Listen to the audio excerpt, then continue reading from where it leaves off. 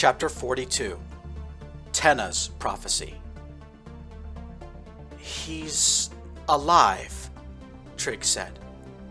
"Malum Ralpakin, my father, he's alive." "He lives, but not in the sense you are thinking of," Phaeom replied. "In fact, you have seen him. He interrupted our previous conversation." Trig felt his blood turn to ice as he remembered that fateful encounter in the dream world. That strange entity composed entirely of malevolent energy. "That was him?" Trig whispered. "That was my father?" "What's left of him," Phaeom responded, "reduced to a creature of psionic energy by the song of the Solitaire." Trig's mouth fell open. "The song of the Solitaire did that," he breathed. "That poor creature was abducted from this world. We felt sympathy at first," Phaeom explained, "which would eventually become fear when we learned what your father had in store for us. Knowing the danger in which we found ourselves, we waited for the right moment, and then cut the shackles your father used to bind the creature to his will." "Oh," Trig said. "Okay, I guess I understand that." He looked up at the sky, trying to imagine the ghost of Malum Ralpakin patrolling the outer limits of the shroud, trying to find out how to cross some imaginary line. Then he turned back to Phaeom. "Wait a minute," Trig said. "Manius said the gods are under attack, and then I heard about Malum, my father, trying to conquer the shroud. Then someone else told me that the shroud is the realm of the gods. But you're not gods like I imagined. So what are you?" Phaeom fiddled with his telescope and smiled. "You've taken my words to heart, it seems," he replied, "and you are starting to question the very nature of the universe around you. This is good." Phaeom gazed out over the landscape of the shroud and began to talk. "I am a creature of knowledge, intrigue, and influence," he said. "So you're like a god? You know everything," Trig suggested. "I am not omnipotent," Phaeom replied. "Our creator ensured that. Sins of the past." "Creator," Trig said. "The people of the shroud don't, make more of themselves." "Many tens of thousands of years ago, the shroud was visited by a catastrophe that left it without inhabitants. Once life returned to the shroud, we began to live and procreate as would any other form of life," Phaeom said. "But myself and my siblings, we were created, yes. Created by an unknowable power that supersedes ourselves. We were the first to return to the shroud. We found it in darkness. All that remained were the scars of battles long past." Phaeom waved his hand, and the dense purple fog parted. Looking out from the top of the tower, Trig suddenly had an unobstructed view of the shroud. Somehow, Trig could see farther than he ever could in his own world. Mountains, deserts, and vast seas sprawled out before him in plain view. Even further away, tens of thousands of kilometers, he could see a vast crater where the terrain was carved away as though a cosmic nightmare creature had reached into the shroud and inflicted some kind of cataclysm. "My siblings and I never met our creator," Phaeom said, "but we were instilled with a sense of the history of this place. We were meant to replace those who came before, to guard against the sins of our creator's past, and to watch over what the creator calls the second beginning. Brave explorers from the worlds beneath the shroud interpreted what they saw here as divinity. That is how we came to be known as gods in your world." Phaeom sat down on top of the lower rampart, peering out over the shroud. Very slowly, over many thousands of years, we have rebuilt and restored the shroud to a state our Creator found satisfactory. What is your next question? Trig folded his arms and screwed up his thoughts. He had so many questions. He desperately wanted to ask, who created you? But he forced himself to focus on the crisis at hand. Tenna. She's all that matters. Focus on saving Tenna. Okay. How about Manius, the soothsayer from Venka Urbo? Was he using the shroud to come up with his prophecies? Phaeom nodded. There is a place in the shroud where the very concept of time is foreign. It is the scar left behind by a great battle, fought during the dawning moments of the universe itself. Manius was not the first to plumb its depths, and I doubt he would be the last. Trig frowned and nodded. Then he worked up the courage to ask, So, does that mean Manius's prophecies can actually come true? Phaeom nodded slowly. Can you tell me what Tenna's prophecy was? Phaeom turned to look Trig in the eye. Are you sure, young man? He said. Do you not fear that she will love you less if you pry into knowledge reserved for her and her alone? Tenna is in trouble, Trig spluttered, losing his composure. If there's a way I can know the future, more than what Manius told me, I can use it to help her. Phaeom held up a hand. Your noble intentions are well placed, boy, he said. It is possible to find the knowledge you request, but I must warn you against seeking it out. You would interfere in her destiny. Her destiny? Trig gasped. Phaeom nodded. You have another path laid out before you. While the two of you will be brought together at its end, you must walk different routes to reach your destinies. Trig swore, hitting his fist against the stone wall. No! I told Tenna I would keep her safe. I have to go after her. I have to save her. Do I really not have a choice? Phaeom stood up and folded his arms, looking down at Trig with a stern expression. You do not need to know the details of what the soothsayer said to Pontenna Honora. You must refocus yourself on the matter at hand. You must gather the keystones and go to the necropolis.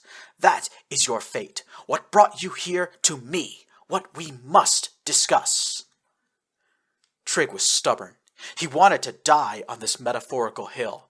He stamped his foot loudly and tried to argue. Why can't I do both? Go get Tenna and then get the keystones. Why won't you help me? It's forbidden! Phaeom raised his voice, then took a calming breath. The Creator has learned from their own mistakes. Shackles of our own bind my siblings and me. We cannot interfere unless we are in mortal peril. It is a safeguard against the sins of the past. We may only give you knowledge. Trig balled up his fists. You're not all-powerful, and you're not all-knowing, and you can only use your powers in self-defense. How could anyone mistake you for gods? He spat. You're no help at all. Trig stormed off, leaving down the spiral staircase and out the front door. Phaeom called after him. Come back, boy! We are not finished here. There is still so much you need to know. The keystones, the luminous frontier, the primogenitors. You must be taught. Come back! Trig did not listen. He felt like he had just wasted his time. And for the briefest of moments, he understood exactly why his own father had felt so hateful toward the creatures of the shroud. Maybe Malum should have finished you all off.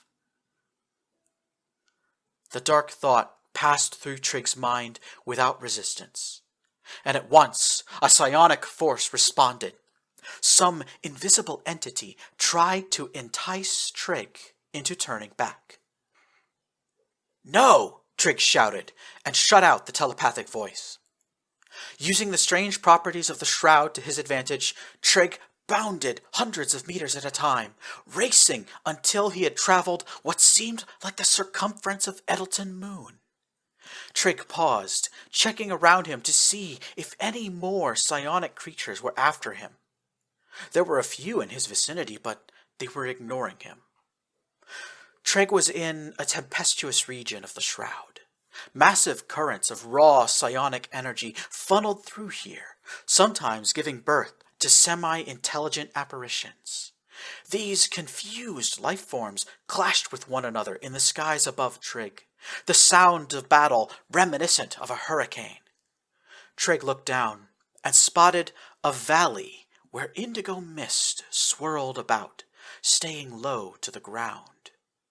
There seemed to be something strange about this valley. Trig felt a compulsion to enter and explore. He had only gone a short distance into the dark valley before Trig figured out where he was. This was the region Phaeom had mentioned, the place where the very concept of time was an alien thing. Here, Trig could see shadows dancing about the mist, looking very similar to the ones used by Manius to predict the future. If he focused hard enough, Trig could see familiar shapes in the mist, shapes that reenacted things he had seen before. "Mom?" Trig breathed in disbelief as he watched two members of Eddleton Police take his mother away. He could see a younger Pentua holding on to a little boy. Himself. More echoes of the past appeared as shadows. Trig saw his first meeting with Tenna crashing into each other in the basement of the old Overlook Temple. He watched the escape from the prison ship Grand Historia.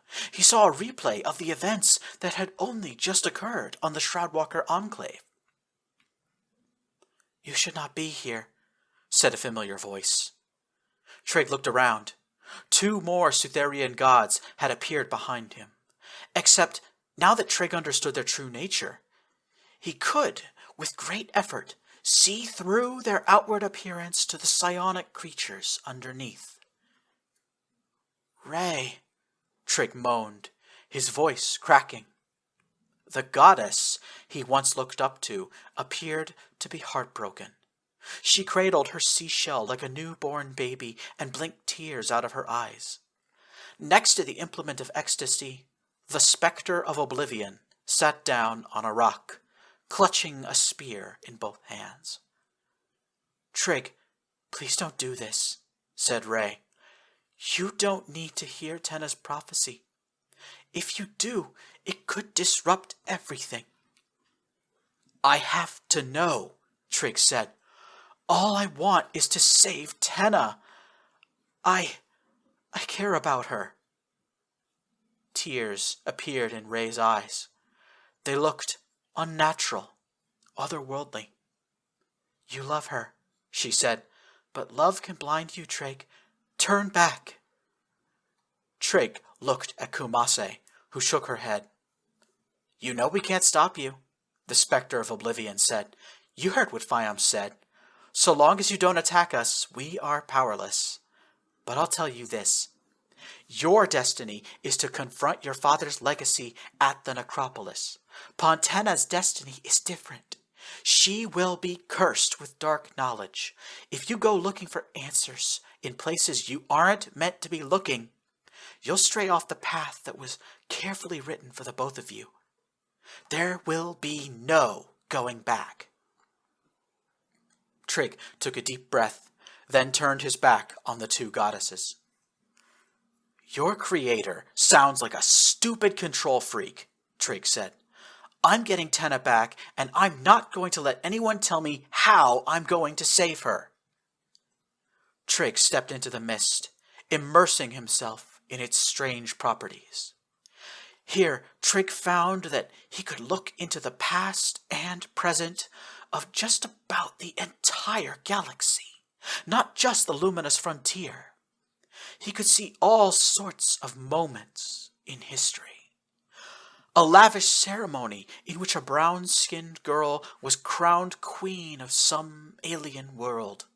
A lone starship hovering near the vast maelstrom in the middle of an ocean. 2 armies clashed in the shadow of an erupting volcano. A group of soldiers raising a red and white flag over a ruined city. A girl with pale skin, blue eyes, and jet black hair raised her pistol against a crowd of people charging at her. A city pulled into the sky by psionic forces before being dropped to its doom. Trig blinked his eyes, forcing himself to refocus. Somehow, after what felt like centuries, he found the timeline of Sutheria. He waved away the Sutherian War of Independence and the rise of Emperor Kanto. Closing in on the present day, Trig briefly spotted a glimpse of Sutheria's future. The world was dark and silent. Gray clouds enveloped the atmosphere, blocking out all sunlight. The great spaceports were abandoned, and the planet was dead. Trig ignored this. He had come too far. He was committed. He found what he was looking for. The 2 distinct periods whereupon Tenna Honora was on the Sutherian homeworld. Trig first discovered the moment her father, Emperor Kanto, ordered Tenna's expulsion. "That thing cannot be my daughter! I would never associate with a telepath!" Kanto Vestum yelled as his personal attendant grabbed a 2-year-old girl and carried her out of the room. Trig pushed forward in time, and finally he found Tenna's visit to the soothsayer Manius. He leaned in close, just as Tenna had done, to hear every word. "Your prophecy, like all others, comes in 3 parts. First, you will help your friends escape from the beginning of a terrible war." Trig and the shadow of Tenna gasped as the silhouette of a girl appeared in midair, holding out her hand in a defiant gesture. "That was when Tenna tried to fight Alex," Trig whispered to himself. Manius went on. "After that, you will discover the great lie." "What's that?" Tenna asked. "That is for you to find out," Manius replied. "All I know is that it is a very dark secret. Once you learn it, you will be tainted forever." Trig could see Tenna's face falling, but the final blow was yet to come. "What's wrong?" Manius asked. "Oh, I was really hoping that my future might have more to do with Trig," Tenna confessed. "I'm going to ask him to be my Aethera as soon as we're done here."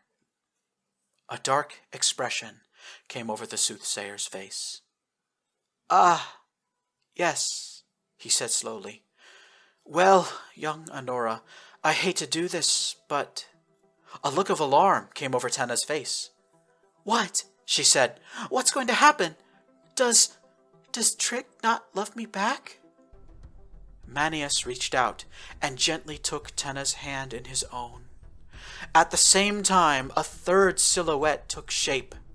A boy grabbing a girl by the hand and attempting to pull her away while she tried to break free. "Tenna Honora, you will journey with Trig Shepminter to the necropolis," Manius said. "Once there, you will be tempted to pass through a very peculiar doorway and enter the conduit network. The very moment you step through the broken gates, you will betray Trig Shepminter and become his enemy."